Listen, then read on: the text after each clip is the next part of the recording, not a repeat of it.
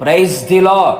కరుణా కటాక్షము గల యేసయ్యకు స్తోత్రములు. మీకు నా ప్రేమ వందనములు. ఈ దినపు యేసయ్య జీవపు మాట యోహాను సువర్తమానము 14వ అధ్యాయము 1వ వాక్యము. మీ హృదయములను కలవరపడనీయకుడి. విశ్వాస యాత్రలు కొనసాగుచున్న విశ్వాస వీరులారా, మన యేసయ్య మనతో చెప్పుచున్న మాట మీ హృదయములను కలవరపడనీయకుడి అని.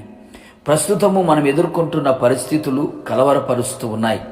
కంటికి కనబడుచున్న దృశ్యాలు, చెవికి వినబడుచున్న వార్తలు, భవిష్యత్తును గూర్చిన ఆలోచనలు, ప్రస్తుతము జరుగుచున్న పరిణామాలు, మరణాలు మహాభయమును కలవరమును కలుగు చేస్తూ ఉన్నాయి.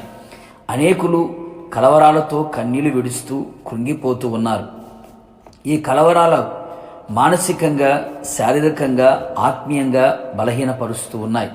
ప్రభు రాకడ సమీపముగా ఉన్న దినములలో జరుగుచున్న సమాచారములు విని చూచి కలవరపడకుండా చూచుకుని అని ప్రభులవారు ముందుగానే సెలవిచ్చి ఉన్నారు. ఆత్మీయులు సహితము కలవరములతో సరైన భక్తి చేయలేక వారు చేయుచున్న భక్తిని నిందించుకొనుచు ఉన్నారు. ఎందుకు ఇలా జరుగుచున్నవి అని ఆందోళన చెందుతున్నారు. ప్రియులారా, ధైర్యమును కలుగు చేయు మాట విశ్వసించువాడు కలవరపడడు. అవును ప్రియులారా, దేవుని యందు విశ్వాసం ఉంచువాడు ఎన్నడును ఎప్పటికీ కలవరపడడు. యేసు మన పక్షమున ఉన్నాడు, మనలో ఉన్నాడు. మనము సేవించుచున్న దేవుడు సర్వశక్తి గలవాడు. ఆయన యందు పరిపూర్ణ విశ్వాసం ఉంచగలిగితే కలవరము నీ దరికి చేరదు. మన పితరుల జీవితాల్లో ఎన్నెన్నో కార్యములు చేసి ఉన్నాడు. మన జీవితాలలో కలవరాలు లేకుండా రాకుండా చేయుటకు సమర్థుడు. కావున దైవజనాంగమా, వాక్యమును ఎక్కువగా చదువుచు ధ్యానించుచు ఆయన క్రియలను స్మరించెదము. అంతేగాక ప్రార్థనలు ఎక్కువగా గడిపెదము.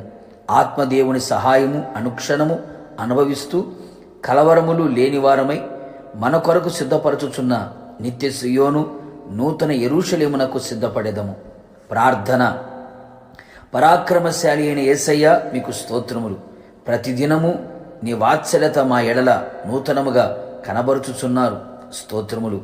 మా హృదయములు కలవరములు లేకుండా ఉండునట్లు విశ్వాసముతో నింపి ధైర్యపరిచి కృపలో వర్ధిల్లింప చేస్తూ మీ రాకడకు మమ్మల్ని అందరినీ సిద్ధపరచమని యేసు నామములో అడుగుచు ఉన్నాను తండ్రి, ఆమెన్. నిశ్చయముగా మీ హృదయములు, మీ కుటుంబస్తుల హృదయములు కలవరపడనీయకుండా నా యేసయ్య విశ్వాసముతో నింపును గాక. God bless you.